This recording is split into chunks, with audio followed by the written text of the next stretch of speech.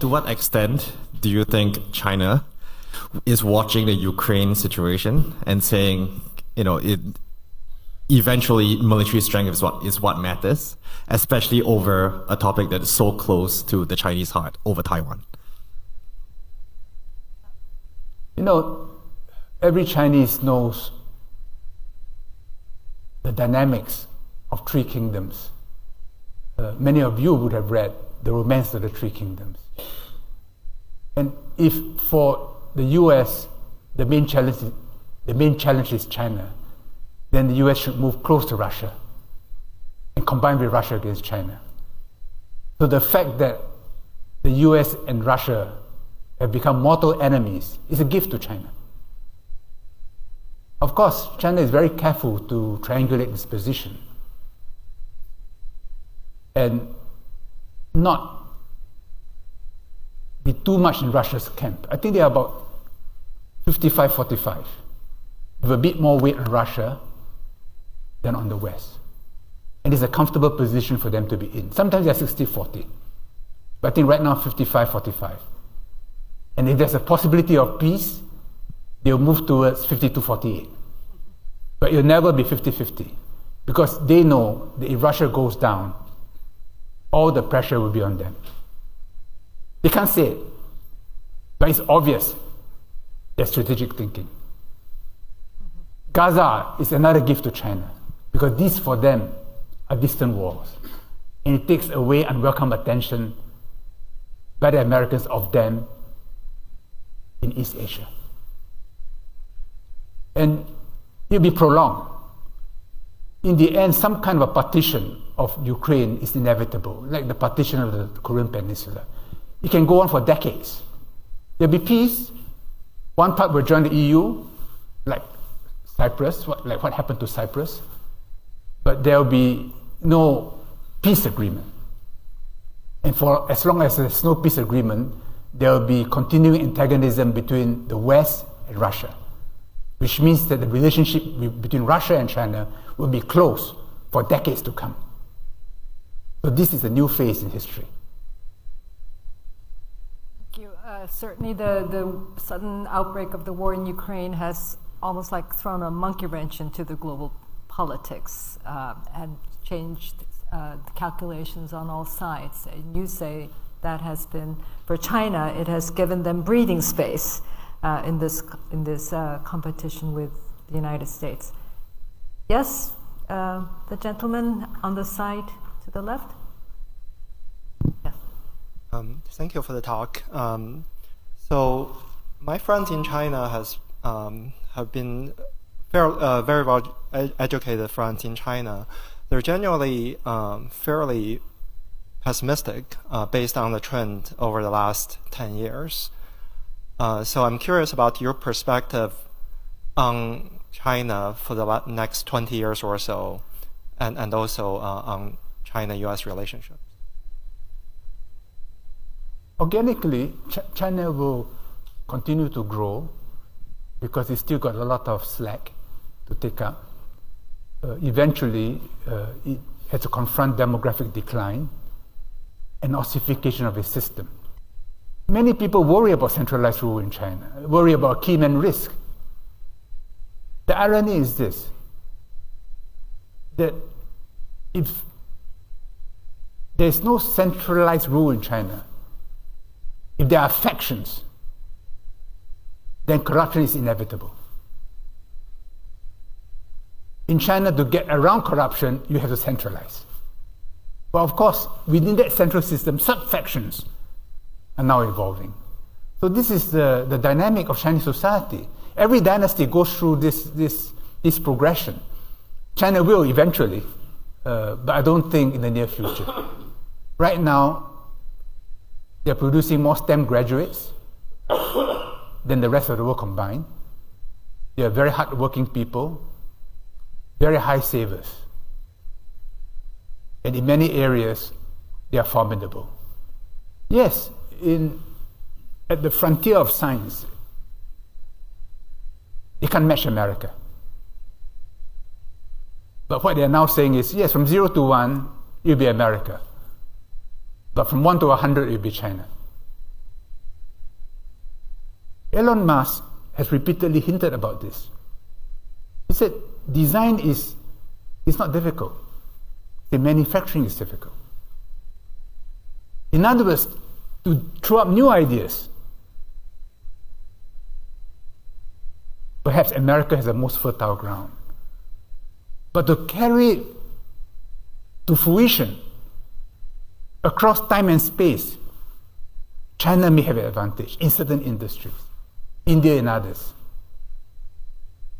So yes, I know right now there's pessimism in China because of the pricking of the real estate bubble, youth unemployment, a sense that the bureaucracy has become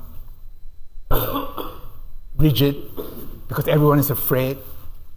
A friend of mine said, when I was at a meeting in Beijing, he said the Beijing is very tense.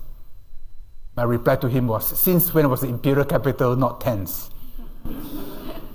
But this is China. And this drama we cannot affect. And it's very difficult for individual Chinese to affect that drama. Just to tag on to that question. So you think with the continuation of collective leadership at the very top, this fight against corruption would not have succeeded?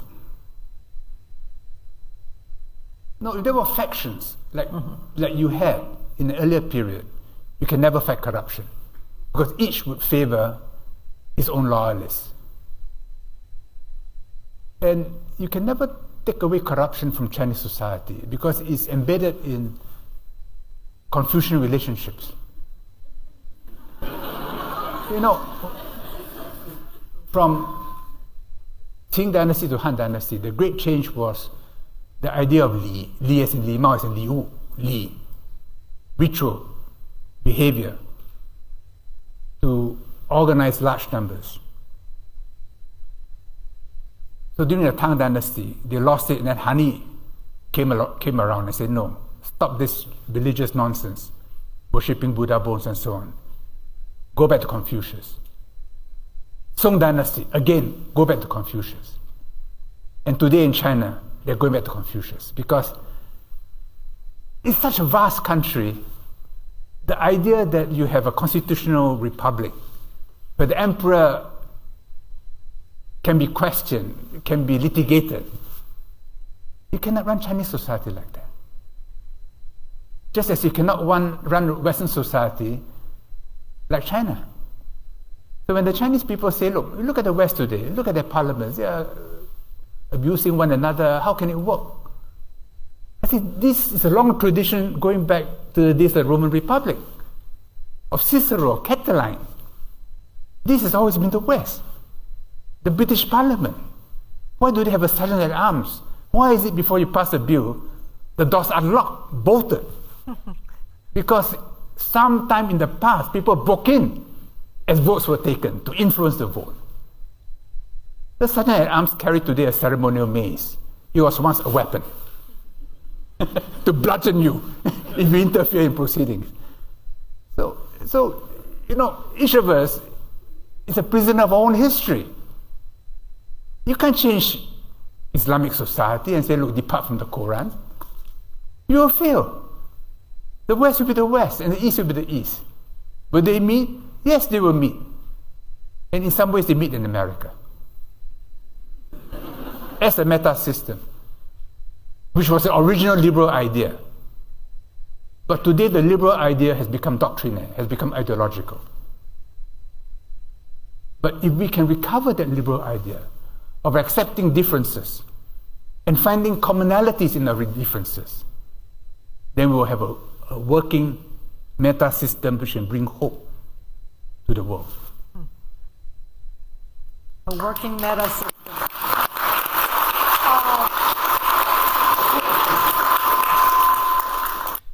You mentioned that there are certain behaviors that can't be changed in Chinese society. You also talked about how maybe we shouldn't be in the business of trying to change China. However, there's certain behaviors that China does that many Americans would perceive as deal breakers, backstabbing potentially. Theft of intellectual property, things like the unequal desire to like hack us and embed future solutions that may destroy our infrastructure. So if you were America, how would you approach these behaviors? Would you try to change them, or would you try to somehow like maneuver around them? Thank you. Intellectual property is a problem which resolves itself because China has become a major producer of intellectual property in the world. And it's become in China's interest to protect intellectual property. And it's improved a lot from previous years. At the beginning, of course, they will copy, they will make do, which all developing countries do. It was not surprising. I remember when I was Minister for Information and the Arts, and Disney figures were being parroted in China. When I visited Disney, I said, look, well, they're building your future market. And indeed it did, because now Disney is able to exact full royalties because of intellectual property protection in China itself. So it's improved a lot. It's improved a lot. I think it's a receding problem. It's not a growing problem. The other issue of, I think what you're suggesting is intelligence gathering through embedded devices, the internet, and so on. I think all countries do that. Probably the US more than any other country. It's a spy versus spy game. I mean, in a small way, when I was in the Singapore Armed Forces, I had some understanding of this game. It will never go away for as long as we have nation states. It can be managed. It should never get out of hand. If we allow in any country for intelligence to drive policy, you have a problem. You take, say, 5G. The US took a position to kill Huawei. In the latest Economist, they wrote a long piece on Huawei, how the US has failed to kill Huawei, and has in fact made it stronger. Well,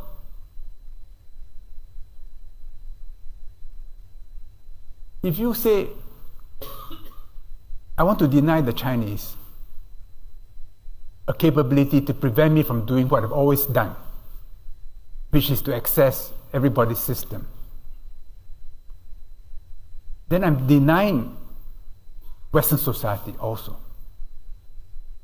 So today, 5G in the US and Europe is way below 5G in China.